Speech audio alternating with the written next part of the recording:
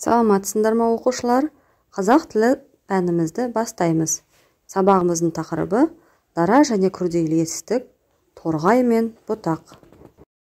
Сабағымызды бастамас бұрын жағымды психологиялық ахуал қалыптастырып алайық. Мейірімді жүрекпен, ақ пейілді тілекпен амандасып алайық, бір жадырап қалайық. Жүзімізге қараңыз, балбол жанған баламыз. Бізге қымбат күн шуақ, бізге қымбат бұл сабақ. Бүгінгі сабақтың оқыту мақсаттары: мәтіннің тақырыбы мен тірек сөздердің негізінде мәтіннің мазмұнын болжау, дара және күрделі зат есім, сын есім, сан есім, етістікті анықтау. Оқушылар, бүгінгі сабақта сендер тақырып пен тірек сөздерге сүйеніп, мәтіннің мазмұнын болжай алатын боласыңдар. Сөз таптарын дұрыс ажырата аласыңдар. Сөз таптарының дара және күрделі түрлерін анықтай аласыңдар.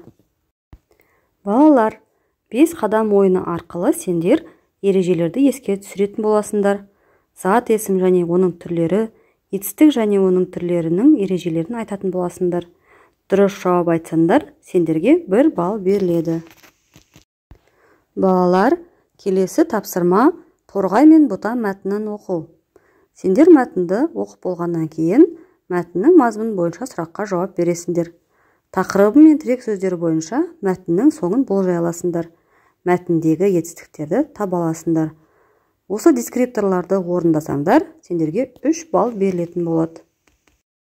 Ал енді балалар, кітабымыздағы 32-ші жаттығуға қарайық. Бұнда көп нүктенің орнына тиісті зат есімдерді қойып жазуымыз керек. Дескрипторлары көп нүктенің орнына тиісті зат есімдерді қойып, көшіреді, дара етістіктерді күрделі етістіктерге айналдырады, сөйлемдерді сауатты көшіреді, жазу барысында талаптарға сақтайды. Келесі 34-ші жаттығуды жұптық жұмыс арқылы орындаймыз. Бұнда үлгі берілген, байлады, шешті. Тапсырманың дескрипторы: берілген етістіктерді қарама-қарсы бағандада жұптастырады. Олардың антоним екенін дәлелдейді. Жұптар кезекпен оқып, орындаған тапсырмаларын кір жаю әдісі арқылы жіпке іледі. Берілген тапсырманы дұрыс орындаған болсаңдар, 2 балл беріледі.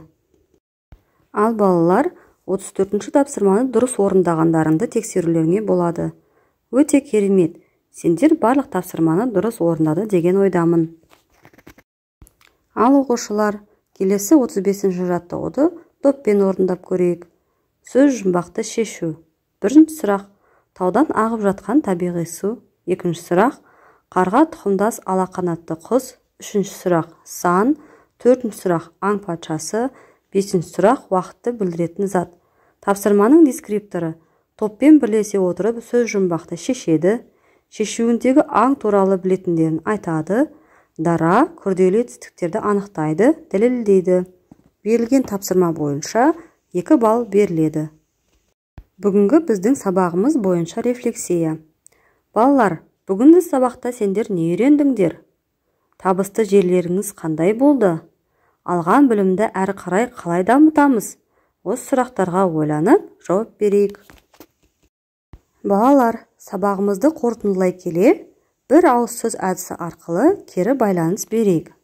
Ұнады, пайдалы, қажет, білдім, үйрендім, қызықтым, ұмтылдым, есте сақтадым етістіктерін пайдаланып, өз ойларыңды айта кетіңдер. Оқушылар, бүгін сендер тақырып пен тірек сөздерге сүйеніп, мәтіннің мазмұнын болжай алдыңдар. Сөз таптарын дұрыс ажырата алдыңдар. Сөз таптарының дара және күрделі түрлерін анықтай алдыңдар. Оқушылар, бүгінгі сабақтан сендер көптеген нәрсе үйрендіңдер деген ойдамын.